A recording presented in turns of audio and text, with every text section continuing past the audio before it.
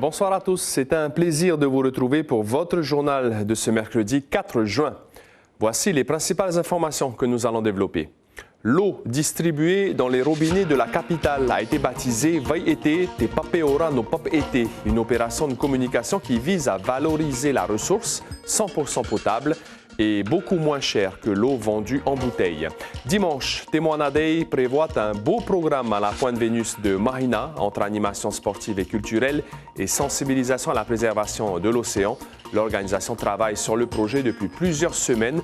Nous allons parler avec notre invitée Alicia Hootini, chef de projet culture, célébration et animation au sein du comité organisateur des Jeux du Pacifique Haiti 2027. Le dossier de la rédaction de ce mercredi est consacré aux zones de pêche réglementées ou les zones marines protégées, les rahoui. Elles permettent de préserver les ressources et de repeupler les lagons. Et puis dans le cadre du concours Miss Haiti, ce soir on vous propose le portrait de la candidate numéro 8, Hilina Tamari, qui a été élue en mars dernier Miss Punaauia.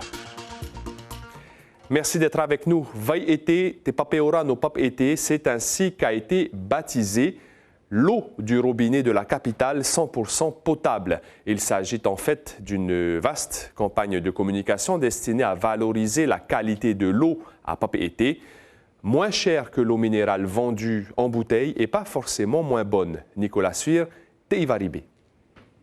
À Pap Été, l'eau du robinet n'est pas appréciée par tous. Pourtant, elle est potable depuis bien des années et son coût est nettement moins élevé que celui de l'eau en bouteille. De plus, elle est moins polluante. Alors, la municipalité a souhaité se mobiliser pour en faire la promotion. Il y a un intérêt économique déjà pour la population. Ça revient beaucoup moins cher de consommer l'eau au robinet. Une bouteille d'eau, c'est environ 60 francs. Avec 60 francs, on peut avoir 1500 litres d'eau. C'est quand même sans commune mesure.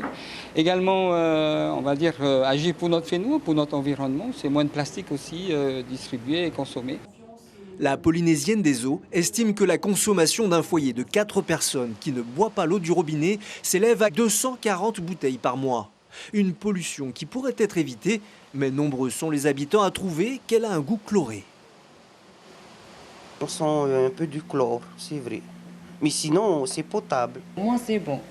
Mais quand il pleut, le goût de l'eau, ça change. Mais après, des fois, quand le service des eaux nous envoie des mots par rapport à l'eau et tout ça, ben, ils nous préviennent qu'ils mettent un peu du chlore à l'intérieur, qu'il faut faire attention. Ce goût chloré est gage de potabilité, selon ceux qui vont la chercher dans les roches ou les rivières. Ici, à Fatawa, 90% de l'eau de Pap Été est captée. Aux États-Unis, ils la boivent que s'il y a du chlore, parce qu'ils la trouvent pas bonne sinon. Nous, c'est l'inverse. On n'aime pas en effet qu'il y ait ce petit goût de chlore, mais c'est nécessaire pour que l'eau soit potable. L'eau de Pap Été a désormais un nom, Vai Été. Des fontaines verront le jour dans tous les services municipaux et une campagne de sensibilisation débute aujourd'hui auprès des usagers. L'élection des représentants au sein de la commission consultative paritaire a eu lieu aujourd'hui pour les agents contractuels et les agents non fonctionnaires de l'administration, les ONFA. Ils étaient 453 à avoir été appelés aux urnes pour choisir entre les candidats de 3 syndicats, Atiaïmoa, la COSAC et la FRAP. La commission consultative paritaire s'exprime sur les licenciements, les congés spéciaux ou encore les sanctions disciplinaires. Les agents contractuels attendaient d'être représentés depuis 2018. Le sénateur Tevaro Fritsch sera l'invité café de la matinale radio. Demain, il viendra parler de la loi sur la fin de vie, adoptée la semaine dernière par l'Assemblée nationale et qui sera étudiée au Sénat. Il évoquera aussi le rapport sur le mode de scrutin des élections territoriales et les attentes autour de la conférence des Nations unies sur les océans. Le comité d'organisation des Jeux du Pacifique Haiti 2027 vous invite à participer au Te Moana Day. Ce sera dimanche à la Pointe Vénus à Mahina, une journée sportive et culturelle et environnementale qui se prépare depuis plusieurs semaines déjà. Les précisions de Nicolas Suir et Rohan Potoro. Assembler des matériaux recyclés pour fabriquer une embarcation pouvant transporter une personne sur 50 mètres, c'est l'un des ateliers proposés pour le Te Moana Day. Un événement dont le comité organisateur des Jeux du Pacifique est à l'origine. On a commencé en fait à créer un prototype pour donner des idées, mais toute embarcation qui flotte sera validée à partir du moment où elle est faite dans les règles de l'art avec les matériaux proposés issus d'une récupération. Le but c'est vraiment de sensibiliser sur le recyclage et la préservation des océans. Pendant 2 ans, le comité organisateur des Jeux compte renouveler ce genre d'événements sportifs. À chaque fois, il sera imprégné de culture et de protection de l'environnement. C'est important de penser des jeux propres et des jeux qui vont, surtout avec un héritage qui va perdurer au-delà des jeux, au niveau de tout ce qui sera mis en place et des projets et des infrastructures. Et en ce qui concerne la culture, tout simplement parce que les 24 nations qui vont participer aux Jeux du Pacifique viennent du Pacifique. Et donc c'est un moment où on pourra privilégier et mettre surtout en avant notre patrimoine culturel pendant ces Jeux. À l'image de l'événement organisé pour les J-1000, Temoana Day se déroulera à la Pointe Vénus avec plusieurs initiations nautiques, des ateliers culturels et de sensibilisation à la protection de l'environnement. Au total, 24 ateliers tenus par 160 personnes mobilisées afin d'accueillir pour la journée plus d'1 millier de visiteurs.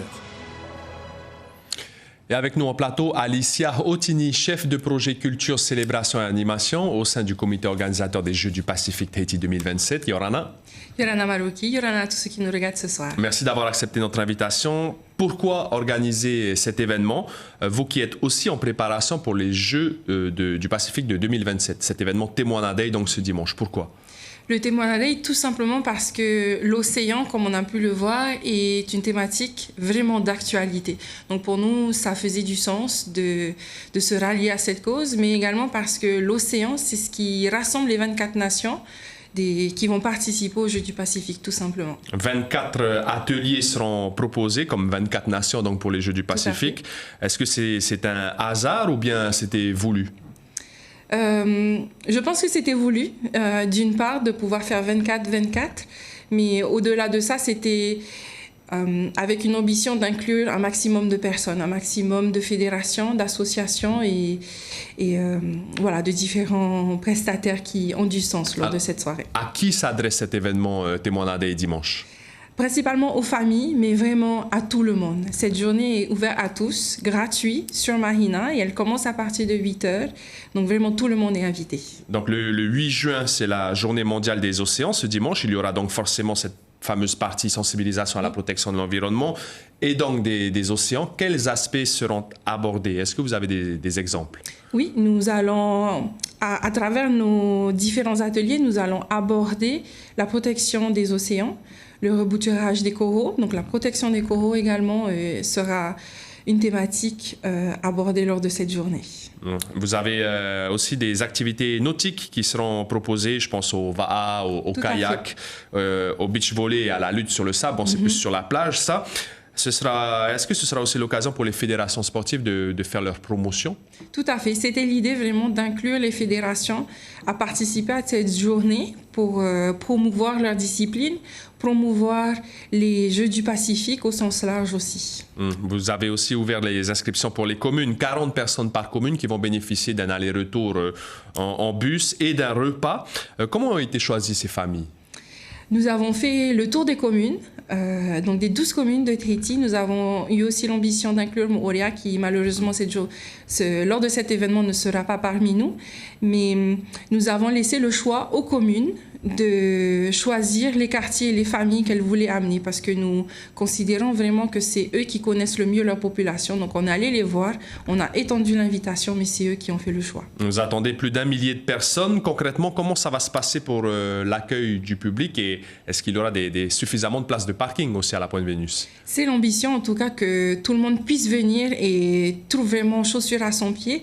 Pour ce qui est question du parking, nous avons collaborer avec la commune de Mahina sur un arrêté municipal qui permettra à tous ceux qui viendront par leurs propres moyens de se garer bien sûr dans le parking, mais également sur la chaussée du côté de Papeete sans avoir d'intervention de procès-verbal. Donc pas de contravention prévue. Donc ce sera noté. Merci beaucoup Alicia Otini d'avoir répondu à nos questions. Je rappelle donc que le Temoana Day, c'est ce dimanche à la Pointe Vénus à Mahina. Les zones de pêche réglementées ou les zones marines protégées, les rahui, sont de plus en plus nombreuses au Fénois. L'objectif, préserver les ressources, bien sûr, et permettre aux espèces de se renouveler et de repeupler les lagons. C'est le dossier de la rédaction signé Nicolas Suir et Teiva Ribé.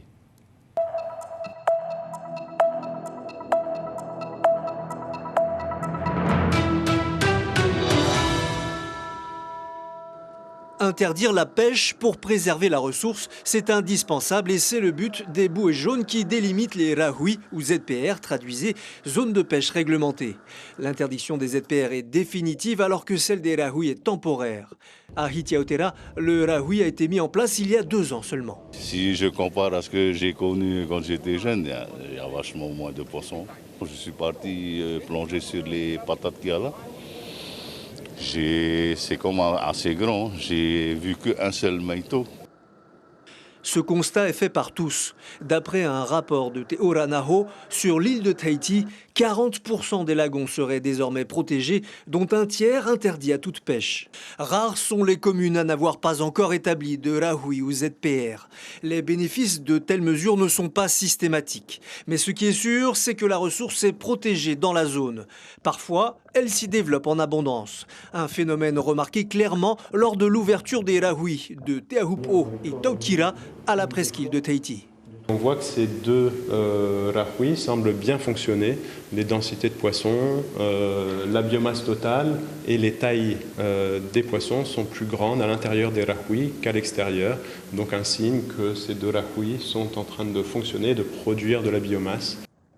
Le cas de la presqu'île n'est pas constaté partout, comme par exemple lors des 2 jours d'ouverture du rahui de Papara. La population de poissons constatée n'a que légèrement augmenté. Pire, depuis plus de 20 ans, chacune des communes de Moorea, l'île sœur de Tahiti, possède une ZPR. La faune à l'intérieur n'est pas plus nombreuse qu'auparavant. Le braconnage est pointé du doigt, alors certains pêcheurs, autrefois contre ces zones, sont aujourd'hui en leur faveur. Je ne veux pas qu'on le retire. Parce que ça va rien. Maintenant, ça fait 20 ans, 21 ans maintenant. Si on l'enlève maintenant, au bout de 2 mois ou 6 mois, il n'y aura plus rien. À Tautira, en l'espace de 2 demi-journées d'ouverture du rahui, plusieurs centaines de personnes ont pêché 7000 poissons. Cela prouve que la ressource peut revenir, mais aussi qu'en très peu de temps, elle peut être pillée. Pour le président des rahui de Tahiti, les ZPR établies à ce jour ne sont pas suffisantes. Il en souhaite une pour le lagon en entier. Pour moi, il faut augmenter les zones et je pense qu'on doit réglementer donc là, sur certaines pêches. Donc la pêche, si on peut dire ça, qui prélève un peu plus de poissons. Par exemple, on parle de filet, donc voilà, quelqu'un qui va mettre un filet va beaucoup plus prélever le poisson que quelqu'un qui va pêcher à la ligne ou au poupoui. Pour une meilleure productivité des rahui, il faut lutter contre les braconniers, car piller la ressource est tentant pour les familles aux maigres moyens. Il y en a qui disent qu'ils ont besoin de ça pour manger, il y en a qui disent, la plupart, c'est toujours la même excuse, on ne savait pas. On en a surpris plusieurs. Après, c'est un peu lassant aussi quand tu fais la police et puis il n'y a pas de sanction derrière. À ce jour, aucune sanction n'a été appliquée, ni saisie de matériel, ni amende. Pour autant, les rahui ont permis de protéger la faune à l'intérieur de certaines zones et négocier avec la population pour décider de lever des interdictions définitives, comme cela a été le cas à Tevayuta, est une bonne chose au final. Le comité de gestion n'est pas allé à l'encontre de l'avis des pêcheurs et ça a permis de garder les pêcheurs dans la dynamique de construire un projet à long terme pour gérer la ressource ensemble. S'ils avaient refusé d'ouvrir le comité de gestion, ils auraient peut-être perdu le soutien des pêcheurs, et ils n'auraient pas eu la capacité de construire un projet à long terme. Et la mairie de Matea est en train de faire de très très beaux projets avec les pêcheurs. La Fédération des associations de protection de l'environnement recommande la création d'un rahui dans chaque commune de Polynésie française. Une solution temporaire en attendant de trouver mieux. Tous ensemble, autorités, population et pêcheurs.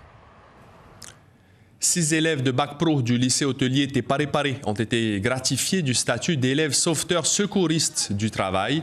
Pendant 5 semaines, ils ont suivi un stage à la caserne des pompiers de Punaauia. Ils ont pu approfondir leurs connaissances en secourisme et sont désormais en première ligne en cas d'accident dans leur établissement ou en sortie à l'extérieur. Les détails de leur stage avec le chef de corps du centre de secours de Punaauia. Pendant les 5 semaines de formation, on les a appris le secourisme approfondi par rapport à notre métier à nous. On les a fait découvrir le métier en général du sapeur-pompier, les déroulés de tuyaux, le port de l'ARI, l'appareil respiratoire isolant. Ils ont fait des interventions en ambulance, en tant qu'observateurs. Elle s'appelle Hilina'i Tamari et porte le numéro 8 pour l'élection de Miss Tahiti. Ingénieure en génie maritime, la jeune femme est très impliquée pour la protection des océans. Son portrait est signé Mélissa Chang et Mirko Vanfo. Conception, maintenance, supervision des navires, c'est le quotidien de Hilina'i Tamari. Bac scientifique en poche, la jeune femme s'oriente vers des études d'ingénieur. Sa spécialisation en génie maritime lui permet aujourd'hui de jongler entre l'administratif et le suivi technique sur le terrain. Ingénieur en génie maritime, c'est comme l'ingénieur en génie civil qui va faire des bâtiments sur terre. Mais nous, ce qu'on va s'occuper, c'est de faire de la conception de structures qui sont sur l'eau, donc des ponts, des marinas, des quais. Sensible à la cause environnementale, Hilina'i est fière de présenter un projet monté au sein de son entreprise. Objectif, assainir les lagons des Tuamotu en retirant les déchets perlicoles. En plus de construire sur l'eau, on pense aussi à protéger notre environnement et c'est ce qu'on fait. Nous, on a un projet qui s'appelle Tematairoto avec lequel on essaye de développer une solution technique pour justement plus tard intervenir dans les Tuamotu et puis pouvoir extraire tous les déchets qui sont immergés dans les lagons des Tuamotu, notamment tous les déchets issus de la perliculture. C'est quelqu'un qui est très ouverte, qui communique énormément, donc ça fait du bien d'avoir des personnes comme ça. Et c'est quelqu'un qui est très, professionnel. Alors pour moi, en tout cas, c'est un très bon élément pour l'entreprise et on est très content de l'avoir accueillie depuis qu'elle est arrivée. Hilina'i est particulièrement attachée à sa commune, qu'il a élue reine de beauté le 1er mars dernier. Une Miss au grand cœur qui a tenu à offrir 25 places à des jeunes de Punaauia pour le soir de l'élection de Miss Tahiti. C'est une fierté pour moi d'avoir notre candidate, notre Miss Punaauia, d'avoir un cœur aussi gros que ça, que ce qu'elle a, pour offrir, pour penser aussi à nos enfants des quartiers, pour leur donner l'opportunité d'aller participer à la soirée. Je trouve ça formidable. C'est une première en tout cas, dans ce sens-là, et je suis ravi pour nos jeunes des quartiers. Ambitieuse et le cœur sur la main, la candidate de 24 ans n'a pas fini de dévoiler tous ses talents. Et la soirée d'élection, vous le savez, va se dérouler le 24 juin dans les jardins de la mairie de Pirée. L'information principale de ce mercredi 4 juin, la capitale lance une opération de communication pour l'eau du robinet. Vai été des papeora no pap été, c'est ainsi qu'a été baptisée la ressource distribuée à près de 100 000 personnes chaque jour. La commune veut valoriser sa parfaite potabilité aux côtés de la Polynésienne des eaux. Une vigilance orange est en cours aux îles Soulvan et à Mopelia pour des fortes pluies. Une dégradation est attendue cette nuit. Cette belle histoire fait l'objet d'un article sur notre site Internet. Après 22 ans de carrière dans l'armée de terre, le sergent-chef James Nari a reçu la médaille militaire. C'était à l'occasion d'une mission sur son île natale, Rapa, mission de recrutement, 8 ans après sa dernière visite. Sur vos écrans, après ce journal, une soirée documentaire spéciale Street Art, avec d'abord Ono'u, les couleurs de l'âme polynésienne, puis Art Dreams Tahiti. C'est la fin de ce journal. Merci de votre fidélité. On se quitte sur des images des 2 pirogues traditionnelles Hokulea et Hikianalia qui ont quitté Hilo hier et qui arriveront en Polynésie dans 2 semaines environ. Passez une très belle soirée. À demain et prenez bien soin de vous.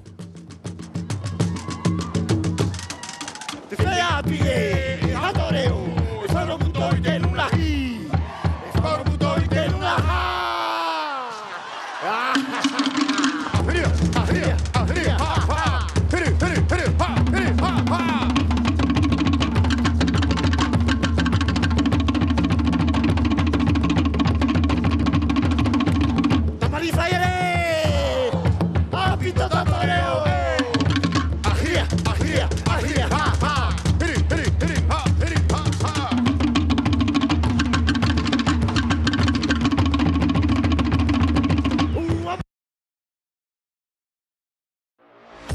Retrouvez toute l'info sur WhatsApp en scannant notre QR code.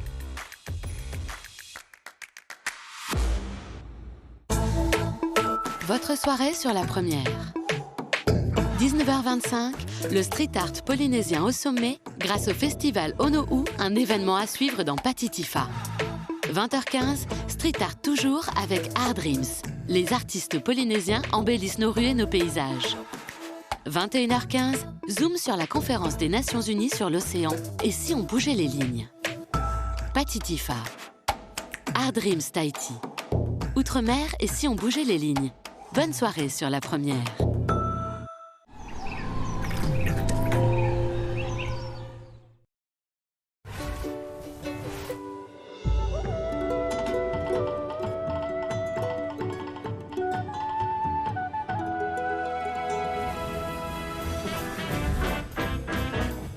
Nouveau lieu, même magie. Rendez-vous vendredi 27 juin dans les jardins de la mairie de Pirée pour l'élection de Miss Tahiti 2025. Votez pour votre candidate favorite au 77 97.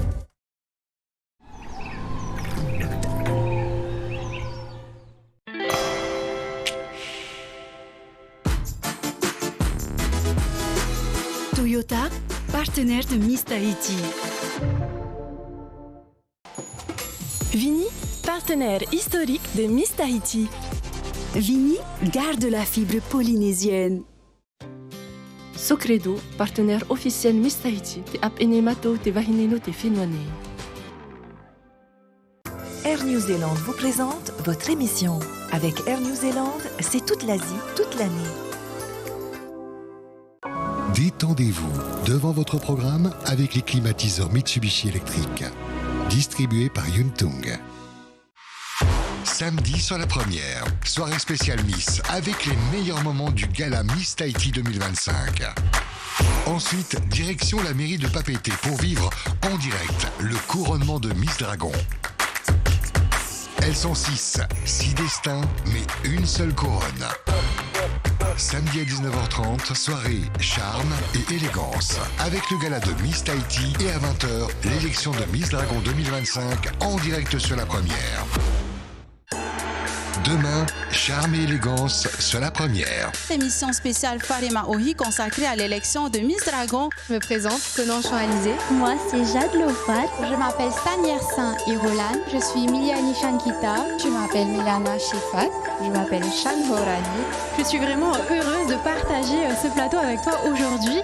Les candidates à Miss Dragon 2025 sont les invités de Teina et de Ravaire. Demain 12h15 sur la première.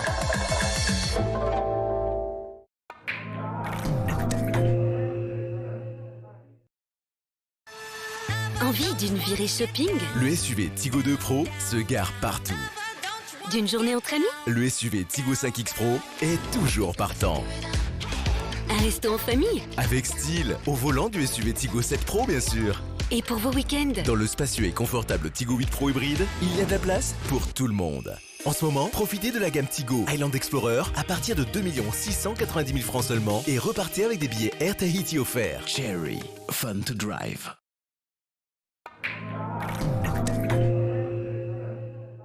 Demain sur la première.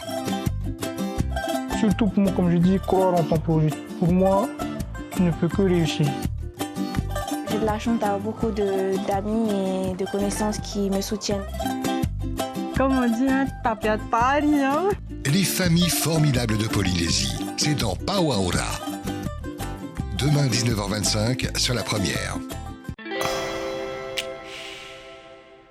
Votre soirée vous est présentée par Pepe Jeans.